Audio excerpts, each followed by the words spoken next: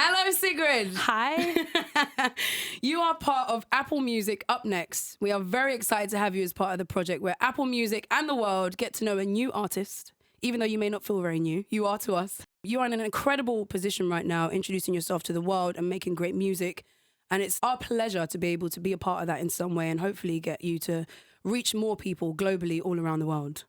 It's super exciting. I'm so excited. So as part of doing that, I think it's good that we just start from the beginning. Yeah. We're going to just go into a time machine, go back in time. Do you remember the first kind of styles of music that you heard growing up, whether they were at home or at school or with your friends? What was your first introduction to hearing music that you love to listen to? The music has always been around me. My brother showed me Nirvana. He's a rebel in the family then. Yeah. So he showed me Nirvana and Opeth and him and Turbo Negro and that kind of stuff. But the first music that I really loved was Coldplay. Did you have musical idols and were they different to the music you listened to? Adele is probably the closest thing I have to an idol. She was the first artist I discovered by myself. And I was in 8th grade and I heard Rolling in the Deep. And I was like, how can I listen to something else again? It's just, this is too good. And I fell in love with that record. I just think she's a cool artist. And she seems like a good person as well. For you, what has been one of the performances that you always remember as someone, it doesn't matter who it is, but watching it on TV or seeing a video of it, something that maybe inspired you to want to get up on a stage and perform, forget about the singing and songwriting aspect of it, but just what they looked like on stage and how they captivated an audience? I love watching Little Mix performances. Okay. Because they're so well thought out. It's just so cool. You spoke about your brother going to shows with him, obviously being really close with your siblings. I know you guys he's maybe the reason that you got into music, is that right? What's the story behind him forcing you to write a song and come and perform with him? How did that story go? So my brother was going to play a show back home in our hometown, Ålesund in Norway. And he said that he really wanted me to join him on stage, but he said, you can't join me and do a song if you're going to do one of your Adele covers. I want to hear an original song. I was like, no, I really want to do an Adele cover. Her songs are amazing. But then I was like, okay, I'll try. So I wrote a song that's called Sun. And I wrote that in 2 weeks. Yeah. Do you think you would ever have finished writing the tunes if you didn't have that moment where you had the deadline, you had this moment where you had to go finish this tune and be on that stage and perform? Maybe not. How long did you say you were writing lyrics for before? A couple of months, but it did nothing happened. Nothing came out of it. It was only me making 3 lines on the piano. That's it. When I started to learn how to play chords on piano, I started to cover other songs and cover Adele and Coldplay and The Killers. That was my favorite songs to cover. Do you remember the first lyrics you ever wrote? Do you remember the first songs that you were writing? I think me and my sister tried to write a song together. I think it was about a love thing, but we closed the door or something. I don't know. It was a lot of symbols. But I was really into symbolic lyrics. The second song I ever wrote is called Two Fish.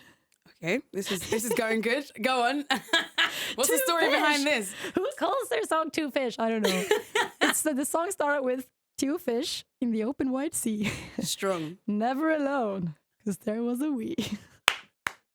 Yeah. Now you've been able to think about those tracks, Sun and Two Fish, and then you think about tracks that you've done now. What would you say are the biggest differences between Sigrid at 16 and who you are now? In most ways, I guess I'm the same. And I still have that love for big choruses and dramatic songs that work on the piano. That's the most important thing for me, that it works on the piano as well as in a production. Thing that is different now is that I don't sit behind the piano on stage. I like to dance. I've been dancing for several years, but I don't know, I was too afraid of going out there and be like, yeah, gonna sing and dance. And also the production is up different, I would say. Much more pop now. It's more me. Yeah. Don't kill my vibe. Yeah. No one should ever do this to anybody ever. The track that I'm sure everybody met you through, a lot of people met you through anyway, is the biggest tune. Absolutely incredible. The video's great as well, by the way. We should talk about this tune because I always want to go back in time.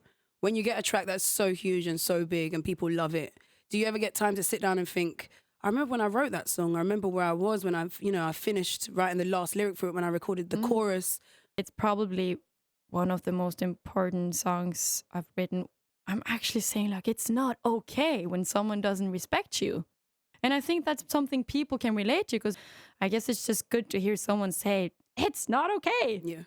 To speak up. Have you had nice compliments and things about the track? Not just from fans as well, from like your peers, artists, people that you've never met before. Has anyone ever said to you like, this tune is amazing, and you thought, oh my gosh, I think you're amazing? Yes. The vocal is from Years and Years. Oh yeah. He said election. It's just Twitter stuff. So I think I tweeted back. I can't remember if he actually answered me back, but it was really cool. One of the things I'd love to talk to you about as well, Plot Twist and the EP as a whole.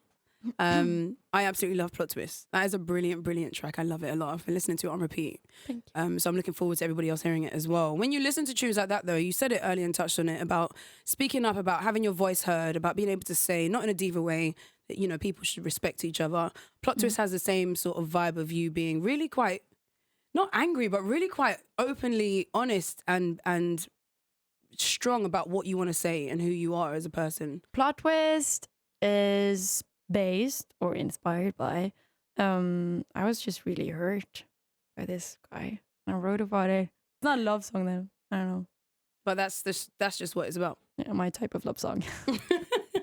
I want to talk to you about Scandinavia as a whole. Yeah. What music is everybody listening to? How comes it's this moment where we're sort of receiving people like Killjay and Aurora as well, who are coming through and making music? Can you describe what it is? Has there been meetings that we don't know about where everybody's like, we're about to take over the world now with all this great music? What's happening out there?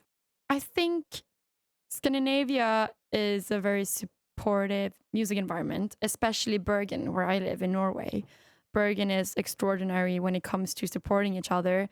And because the city center is so small, everyone goes to the same bars. We go to the same concerts. Okay. We play in each other's bands. Most of my friends play in like, I don't know, 10 bands different. Do you feel like you've had time to nurture the talent as well? Is that maybe something? Because you're not sort of, you know, if you live in London and you make music, it's so easy for everybody to know you really quickly. Do you feel like you've had time because you're not in the thick of it to sort of really make the music and find yourself and learn what music it is that you want to make?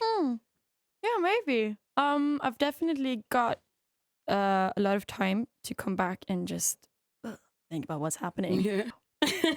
We're going to delve into your future now. Just maybe look at it.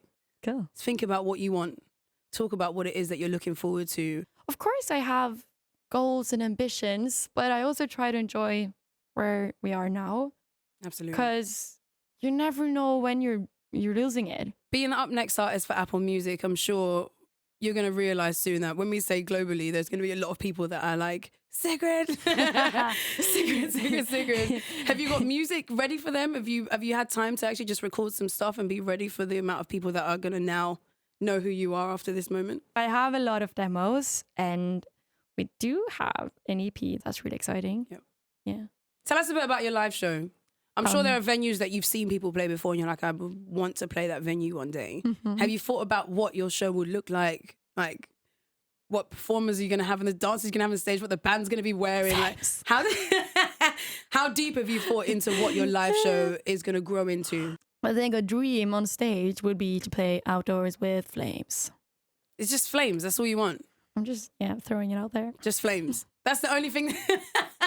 I love that. This is it. It doesn't matter about anything else. I just want to have flame. How much flame are we talking as well? Like across the front of the stage? Like a pyro thing. Yeah, but like a whole row in front of you. Maybe. What would you be wearing whilst the flames are going up as well? Oh my. Have you seen... Okay. Have you seen the Hunger Games movies? I haven't, actually. What? Yeah, I know what you're going to say, but I haven't. But this means you can describe it to everyone else that hasn't seen it as well. Okay. They're all four of us that haven't seen the Hunger Games. True. There's a dress in the movie. Right, okay. That was very vague. Yes, yep. I hate spoilers, so... okay, so there's a dress in the movie that it turns into flames. Okay. You really thought about this. But that is high tech. Okay, yeah, you're right. That's science. Right. There's science involved. We're not like 70 years old and technology is up there. Then we can talk about the flame dress. The flame dress. I cannot wait to see it, Sigrid. Singing Don't Kill My Vibe with a flame dress. What? Do not forget, you can immerse yourself in Sigrid's music and live performances right now on Apple Music. Looking forward to Plot Twist. Looking forward to seeing you dance the Plot Twist. Yeah. Thank you so much. Well, thank you for having me here. Thank you.